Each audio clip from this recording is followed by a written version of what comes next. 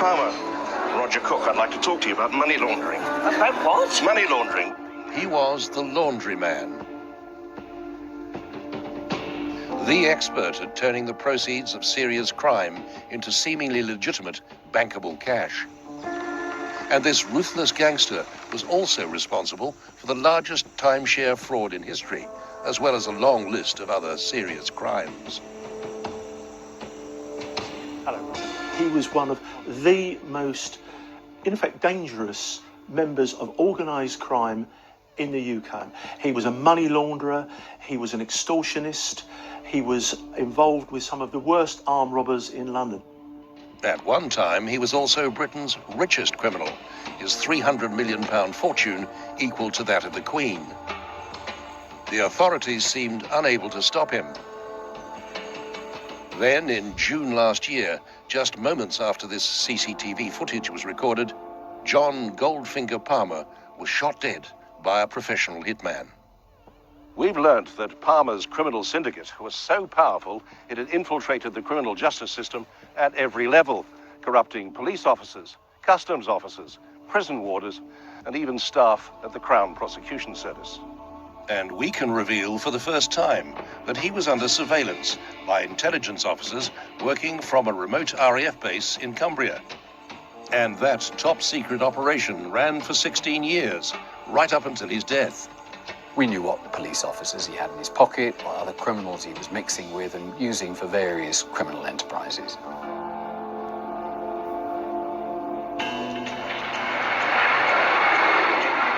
Just before dawn, on November the 26th, 1983, a gang committed the biggest armed robbery in the history of crime. Their target was the Brinksmat warehouse near Heathrow Airport. The robbers soaked the guards in petrol and threatened to burn them alive. When they opened the strong room, they found nearly £26 million worth of gold bullion. Today, the haul would be worth nearer £80 million. But that left them with a problem. In order to disguise the origins of the gold before it could be sold on, it had to be smelted down and recast as new anonymous ingots. Enter John Palmer. He ran a scrap precious metal and jewellery business in the building behind me here in Bedminster in Bristol. It was called Scadlin Limited.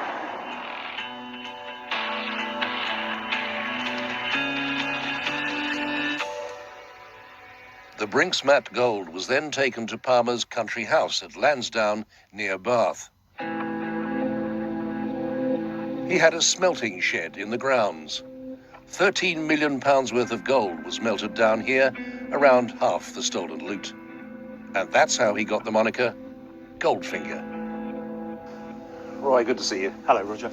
Someone who knows Palmer better than most is the retired Scotland Yard commander, Roy Ram. When serious organised criminals go out to do the kind of job that we're talking about, you know, like Brinksmat, they don't go out blind thinking, what are we going to do with the money? What are we going to do with the gold afterwards?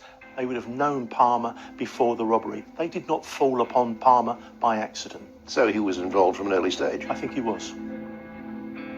Rendered untraceable in his smelter, the gold could then be sold on as recycled scrap from Palmer's precious metal and jewellery business. The sale of this stolen bullion had a startling effect on Scadlin's cash flow.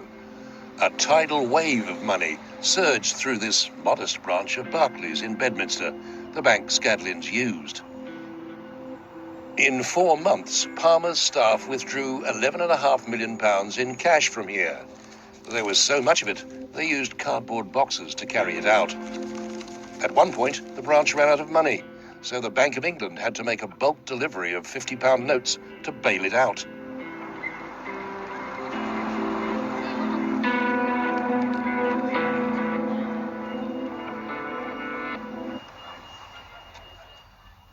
Police raided 36 addresses, one of them John Palmer's house near Bath. They searched the grounds but found nothing. In the house, they found 2 gold bars, still warm, stuffed down the side of a sofa, and also a selection of firearms. Palmer fled to Tenerife and eventually, with his wife Marnie at his side, denied any involvement.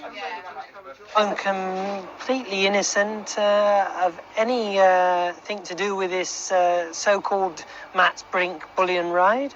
I know nothing of it. He then tried but failed to seek refuge in Brazil and finally returned to face trial for handling the stolen gold at the Old Bailey in 1987, 4 years after the robbery.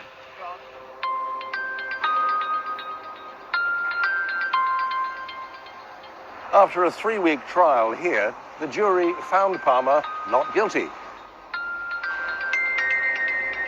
He somehow managed to persuade them he had no idea where the gold had come from. And that verdict stood, even though the judge had been alerted that an attempt had been made to nobble at least one of the jurors. When he was acquitted, Palmer blew them a kiss.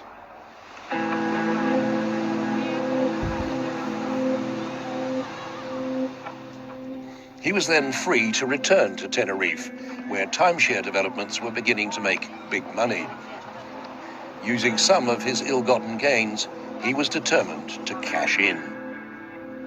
I've had an interest in John Palmer for more than 20 years. They say he got away with so much for so long because he had the luck of the devil. I say he did so by means which were fraudulent, corrupt, intimidating, and if all else failed, very violent. I had a narrow escape myself when the police discovered he'd taken out a contract to have me murdered after I'd exposed him for money laundering in 1994. We just heard you offering to launder money. We'd heard you offering to launder at least $3 million. We have the tape of it. Everything you said has been recorded. You were offering to launder $60 million a year from what you knew was drugs money. The people you've been talking with come from Kunsar. Never heard of it. We've got it all on film. You're going to look amazingly stupid. The timeless attraction of a holiday in the sun, in the accommodation of your choice. But what if you can't afford to buy your own property here? Timeshare offers the perfect solution. The principle's simple. Instead of buying a holiday apartment like this one, you buy a guaranteed period of time in one every year. You purchase a share in a property lease along with other people who've agreed to holiday there at different times of the year.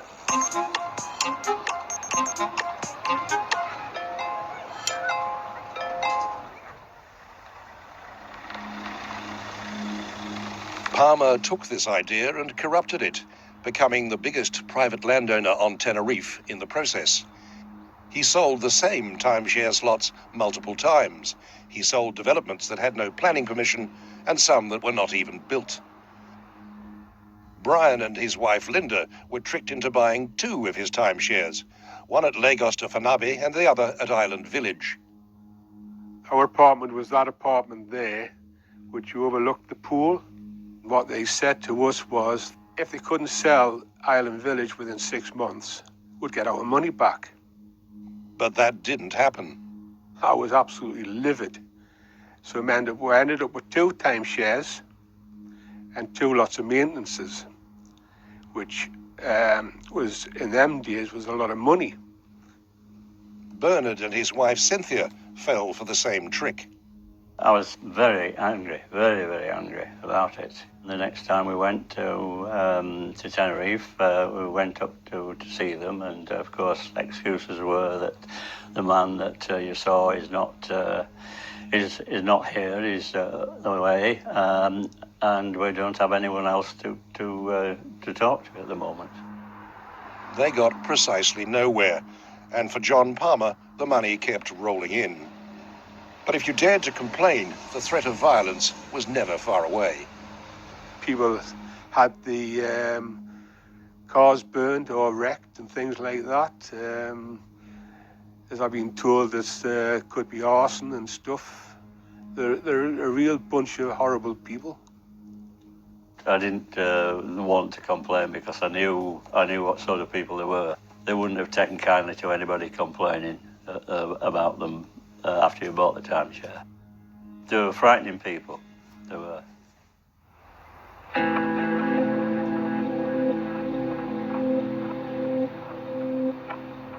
At one stage, Bernard was given police protection. Bernard and Brian were eventually left with no other option but to hand their timeshares back, writing off thousands of pounds in the process. At least 17,000 people put their savings into Palmer's bogus developments. It was the biggest timeshare scam in history. It took around £100 million. But even that wasn't enough for John Palmer. So, using his victims' money and his timeshare empire as a cover, he made himself even more money by providing financial services to the criminal underworld. And in 1994, we caught him at it on ITV's The Cook Report. Using as bait a couple of genuine heroin producers from Burma's Golden Triangle, we secretly filmed him. How many percent you want? Like, take money, you pay you in Singapore. He agreed to launder $160 million of heroin money twice a year in return for a hefty commission. I think it'd probably be something like 25%. 25%? Because I have to do it properly through the tax, through everything. You know, I have to, because it's no good for if I come to England or into France and somebody says, I open a suitcase with $500,000. They can't take it. From me, they can't take it. Not $1. Yeah. I say it's my money. I will. If you give me $1 million, I will take $1 million from my bank. Yeah. This is clean money. Yeah. His laundry involved 170 companies and 60 bank accounts in 5 different tax havens.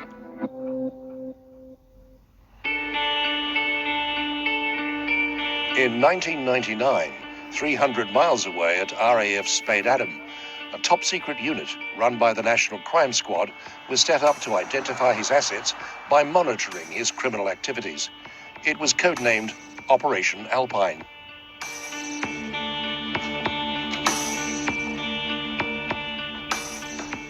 The unit was up there because of massive corruption issues which had emerged over a number of years involving Palmer and police officers in the Met. This former intelligence officer worked with the unit. He's asked us not to identify him for security reasons, so we've used an actor to voice his words. The intelligence they collected on Palmer through Spade Adam helped to build an accurate picture of Palmer's criminal network. It was a bit like a listening post. He was recorded doing business with criminals in the UK, Europe and beyond. The team there then collected the info together. Some of that intel was then used to inform police investigations into various parts of his criminal organisation. We knew what police officers he had in his pocket, what other criminals he was mixing with and using for various criminal enterprises. Corruption was commonplace in the Metropolitan Police at the time. We've acquired this confidential internal intelligence report, which reveals in shocking detail just how deep that problem ran. It names members of Palmer's crime syndicate, as well as police officers who were in his pay. And it clearly states his organization was one of a number that had infiltrated the criminal justice system at every level. There were police, customs and prison officers, and even members of staff from the Crown Prosecution Service on their payroll. The team in Cumbria was sitting on loads and loads of intelligence and were frightened it would get back to Palmer via his police contacts. Operation Alpine proved so valuable in gathering intelligence on the criminal underworld, they kept it running for 16 years. It only ended with his death. Could this have been a reason for his killing?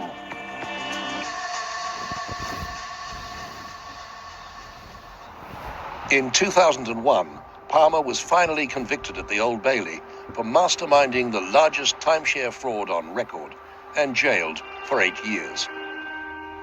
He was ordered to pay back £33 million to his victims, but because the Crown Prosecution Service bungled the paperwork, the order was overturned and Palmer didn't pay a penny. We've worked on this case for years. We've managed to take away £33 million from him. And because of a colossal cock-up by the Crown Prosecution Service, we're giving this money back to a heartless, violent criminal, somebody who's been involved in really serious organised crime, somebody who's been behind breaking people's arms, breaking people's legs, you know, as part of his enforcement regime, and taking the money away from pensioners who've put their life savings into a timeshare which they hope to enjoy. And we're giving this man the money back. Palmer's mistress and business partner, Christina Ketley, was also found guilty of conspiracy to defraud and given a 2-year suspended sentence. Prison didn't cramp Palmer's criminal style at all.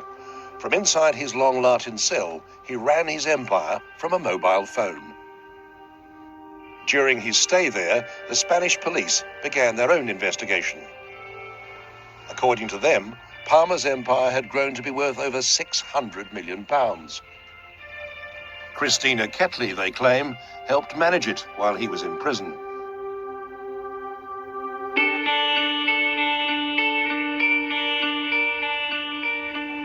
Some of the Spanish evidence was gathered from tapping Palmer's mobile phone, and it was done with the tacit approval of the British authorities. In 2005, after serving just half of his 8-year prison sentence, Palmer was released. 2 years later, the Spanish made their move. Acting on some of the evidence acquired at Spade Adam, they arrested John Palmer on the runway of Tenerife's Queen Sofia Airport. He was bundled into a military aircraft and flown to Madrid. He spent the next 2 years in a Spanish high-security jail for timeshare fraud and money laundering before being released on bail. The Spanish investigation is still continuing. 10 others associated with Palmer, including Christina Ketley, are also named in court documents by Spanish prosecutors. We have a copy of those documents in which they allege she took a prominent part in businesses associated with John Palmer's timeshare. And, they say, she directed Southeastern Financial Services, previously known as Island Financial Services, which was based in Essex and totally embroiled in the criminal organization. Christina Ketley denies the Spanish charges. She didn't respond to our request for an interview, but she is due to appear before the National Court in Madrid. It's been estimated that Palmer owed as much as £100 million to his timeshare victims. In 2005, a group of them had him declared bankrupt. Such assets as could be traced were carved up to pay his creditors.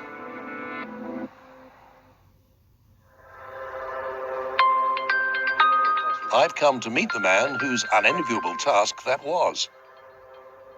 Nick Wood had to pay a private security firm to protect him while investigating Palmer's web of companies. So how difficult was it, Mr. Wood, dealing with a major criminal like John Palmer? He could be quite intimidating. In what way? He would make veiled threats to you.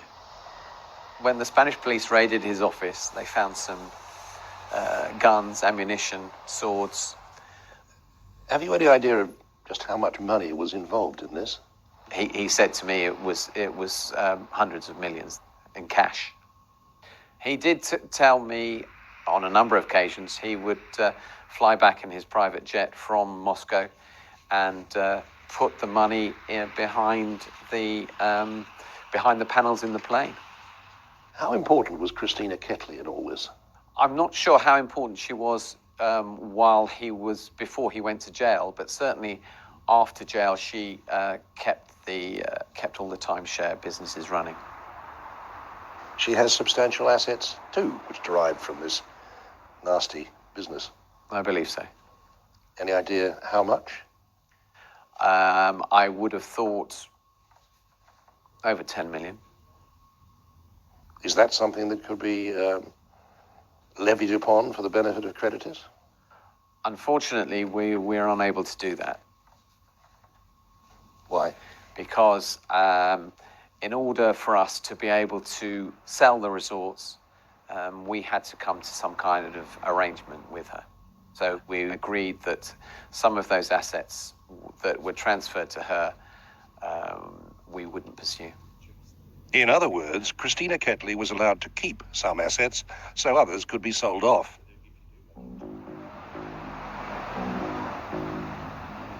One of those is kept here at the port of Santa Cruz in Tenerife.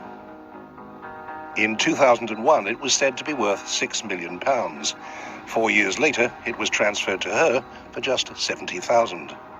It's Palmer's treasured motor yacht, the Brave Goose of Essex. The trustee's surveyor had reported it was so unseaworthy it would probably sink if it was untied from the quayside.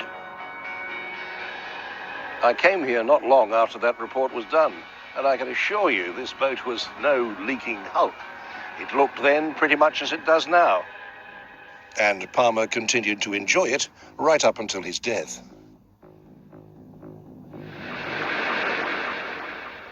Grant Thornton told us Christina Ketley owned the company which owned the boat. We identified the possibility of claiming against it during the bankruptcy proceedings and agreed to settle our claims on it for £70,000. We have no evidence to substantiate a valuation of £6 million. In May last year, Palmer and his co-accused were charged by the Spanish with serious timeshare fraud and money laundering offences. Palmer faced 15 years in jail. A month later, he was dead.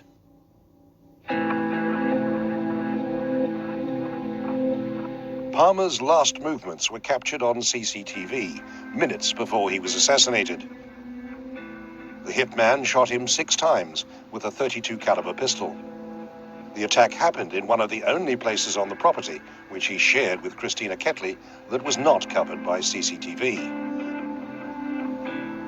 Ms. Ketley was out at the time, and their guard dogs were locked inside. This was planned. They had to know his movements. He would have been subject to serious observation over a protracted period to find out when he was alone, when the dogs weren't in the garden. All of that very carefully done. Initially, Essex police said his death was not suspicious. Then, 6 days later, a post-mortem revealed that he died of 6 gunshot wounds to the chest and back. So how could they have got it so wrong? This is the Internal Ambulance Service report into the handling of his death. It reveals that a paramedic at the scene suggested that Palmer had been shot. But he was overruled by a more senior colleague who somehow believed that Palmer died from complications resulting from recent gallbladder microsurgery. On the day, believing that his death was due to natural causes, the police took no further action and did not secure the crime scene. But Palmer was well known as a major criminal, so why didn't the police take a closer look at his death? I think it's an extraordinary lack of professionalism that the police did not recognise this as a murder. Extraordinary that they did not recognise who Palmer was and start thinking about it immediately. I think it's a real pity. The golden hour was missed. You know, this is an investigation that should have kicked off immediately. It didn't. Essex police admit that mistakes were made. The officers involved have been given additional training after failing to comply with force policy on dealing with sudden deaths.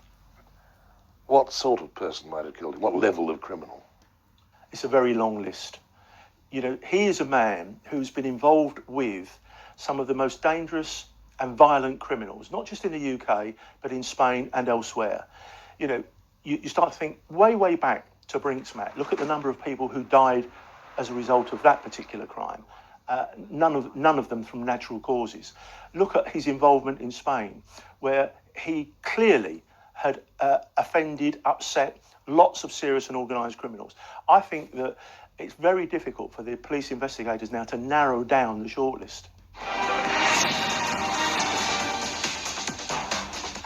The Essex police investigation into his murder seems to have come to a standstill. Earlier this year, they put out an appeal featuring Christina Ketley on the BBC's Crime Watch. The family offered a £50,000 reward to anyone who could help catch his killer. Well, and like you say, the money she'll have, it'll be millions, and it'll be in banks all over the world. So that's nothing to her, that. Pennies. What was your reaction to seeing Christina Ketley on Crime Watch? It made my skin crawl. Why's that? Because The police were referring to him as though he were the local postmaster who'd been gunned down in a robbery, like he was the good citizen. He wasn't. He was a serious criminal who ran with the dogs and was gunned down by the dogs. Essex police told us that whatever Mr. Palmer's background, he was still the victim of a serious crime. He was a father and a husband, and it's really important that they find those responsible for his death.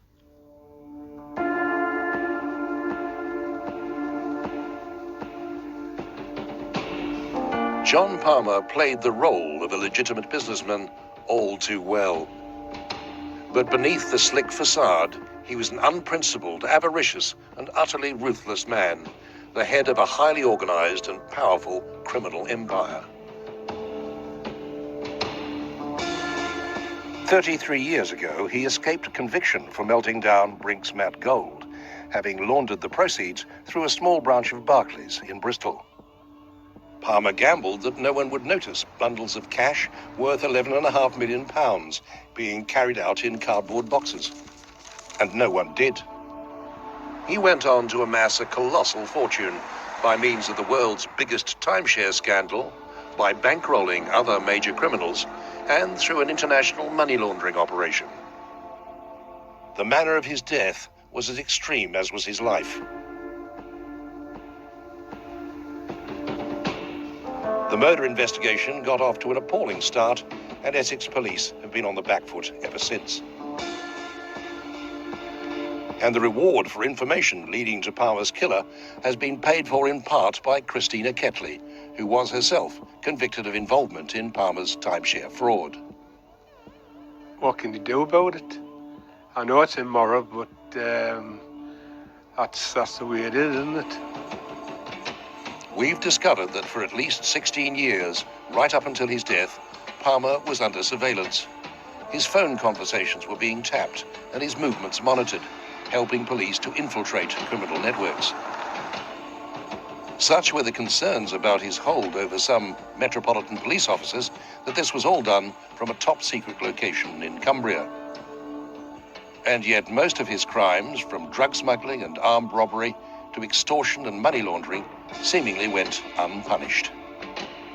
The death of John Palmer means the police have lost an inside line into the criminal underworld. And now it seems their mishandling of the crime scene has also lost them the best chance of ever finding his killer.